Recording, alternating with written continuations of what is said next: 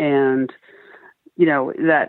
that registered as a big wow, and I'm very humbled.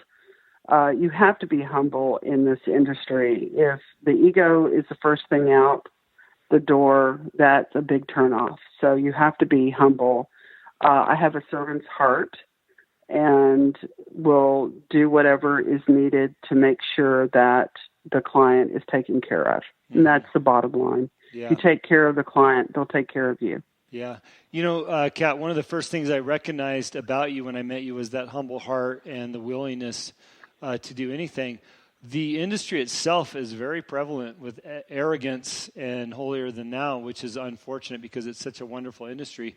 Do you think that that's hurt you a little bit because of your humbleness and your willingness to do whatever? Because sometimes the arrogance wins the tie or wins the vote, unfortunately. Well, I think that like minds stick together, mm-hmm. and I would say that being humble and being respectful of the supplier and what they want and the buyer is never a wrong decision. So as far as me being humble, that's part of core. That's part of my core, and I don't really deviate from that. Yeah, well, I certainly respect that about you. You brought it up a couple times now. This industry is filled with men. And as a woman out there behind the bar in the craft world is fairly significant. And I know that there's a large movement right now behind women that own spirit companies and breweries and things like that. And I think it's a great surgence that we're seeing in the industry. Has it been tough as a woman, or do you think that it's been well received since day one? I think that we all have our own story of what it's like to work behind the bar. Everyone has a story. I will tell you that at one point I worked at a bar where I was one of 4 women, and the rest of the team was 60 men. Mm-hmm.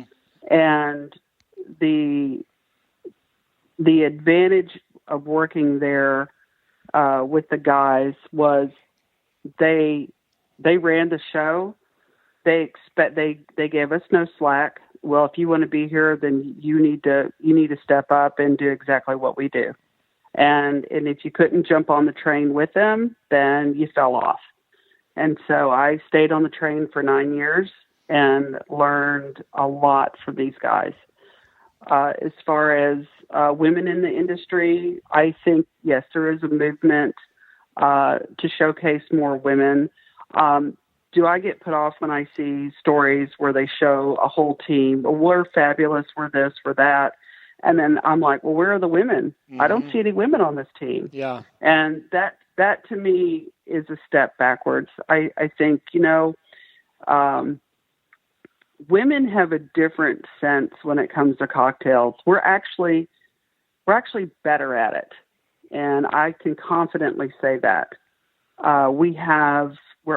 We're raised as little girls, with our mom and our grandmom to smell and taste and, in the kitchen. And my example and my exception is that my dad was a chef. Mm-hmm. And so, taste this, smell this, aromas, growing up with scents and perfume and knowing what a top note is, a middle note and a bottom note, and understanding all of that. And I think women have a better sensory than some men.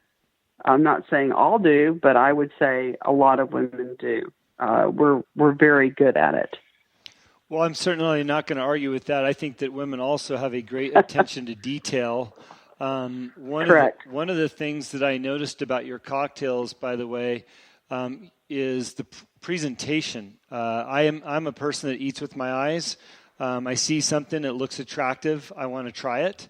And if the taste is as good as it looks, then it's a win-win for me. But if it doesn't look great, I probably won't ask for it. And I noticed how beautifully crafted your cocktails were, not only the ingredients, but how you presented it.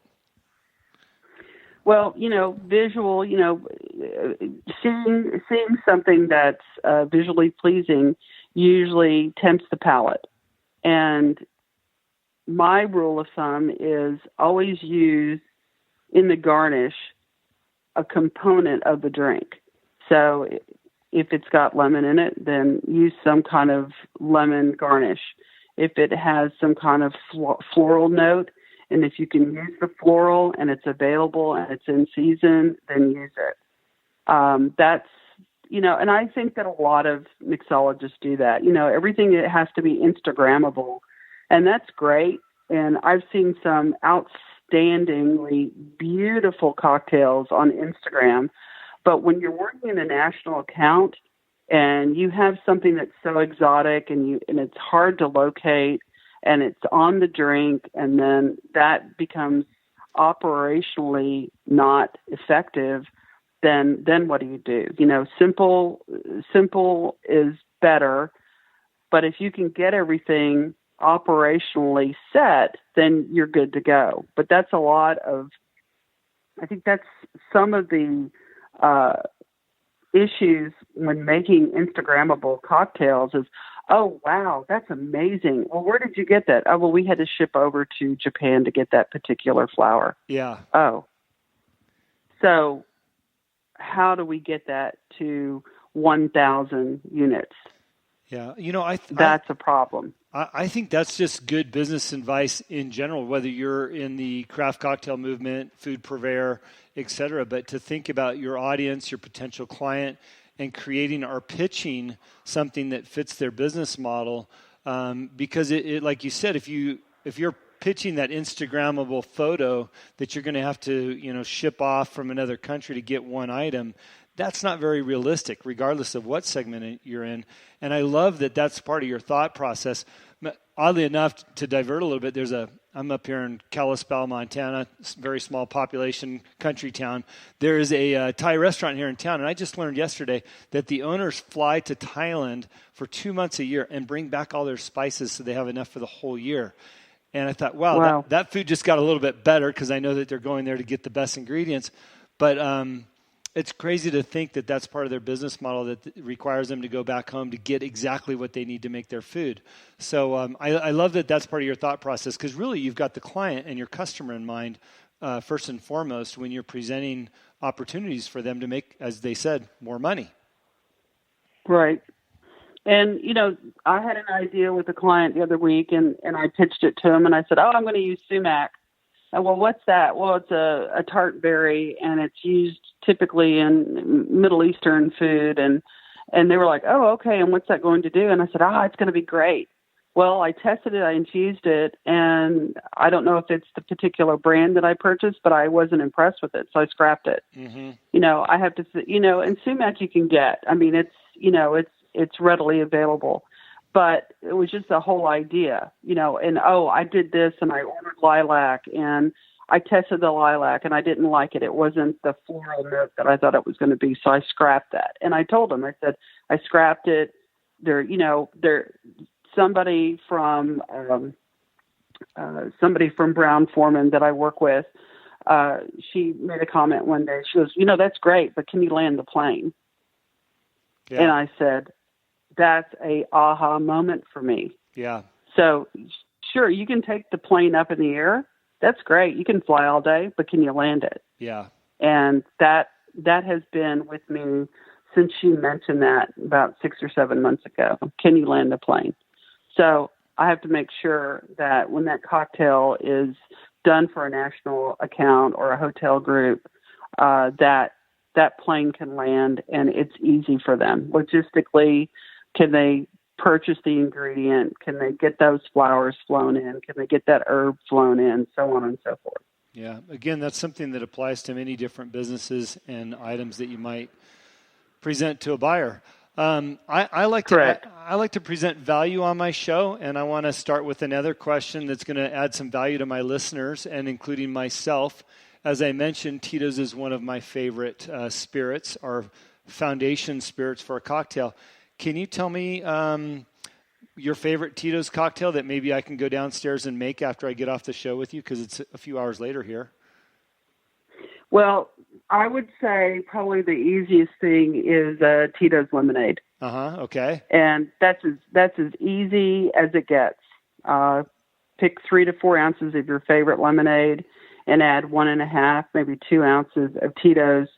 I personally like to squeeze, either a fresh lemon on top and then add a garnish of lemon, or you could add some mint to it. Mm-hmm. Super simple, very sippable, and just delicious. It's just easy. And then you can build from that foundation.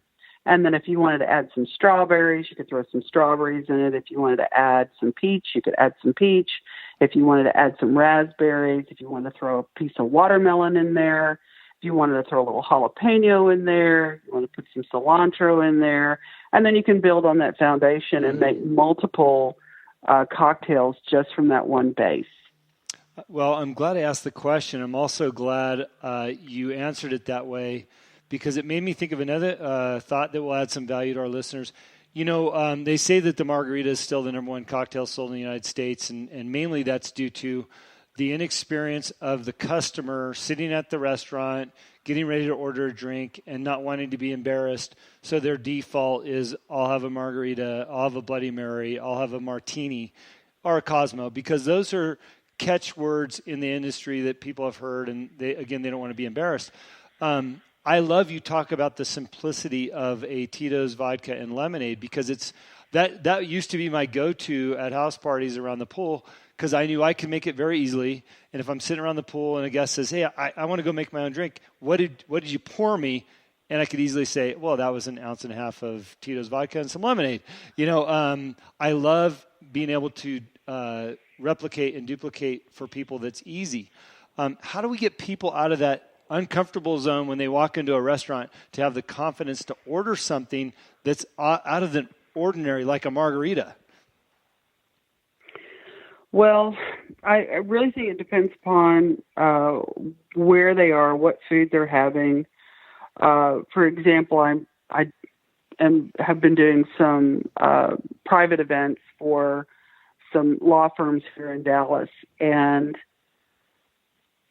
they are familiar. And this last go round, this party that I did, they're familiar and they see what's on the back bar, but what do they order?